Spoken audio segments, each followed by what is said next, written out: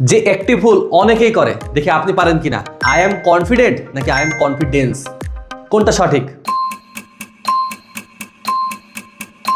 অ্যান্সারটা খুবই সহজ, যদি আপনি গ্রামারকে একটু সাইডে দেন এবং জাস্ট অর্থটা বোঝার চেষ্টা করেন। দেখেন, কনফিডেন্ট মানে হচ্ছে আত্মবিশ্বাসী, আর কনফিডেন্স মানে হচ্ছে আত্মবিশ্বাস। যখন আমি কোনো মানুষ সম্পর্কে বলবো যে সে আত্মবিশ্বাসী, আমি বলবো হি ইজ কনফিডেন্ট। এবং যখন আমি বলবো যে তার আত্মবিশ্বাস আছে, হি হ্যাজ কনফিডেন্স।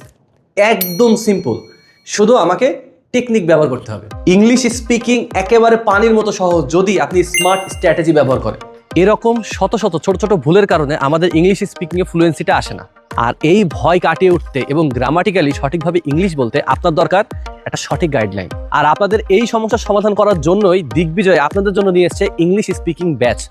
এবং এই ব্যাচে ভর্তি এখন চলমান, যা আপনি অনলাইন এবং অফলাইন উভয় মাধ্যমেই করতে পারবেন। আমাদের স্ক্রিনে দেওয়া নাম্বারে অথবা নিচে বাটনে ক্লিক করে আমাদেরকে মেসেজ দিন। আপনার ইংলিশ স্পিকিং জার্নি শুরু হোক আজই।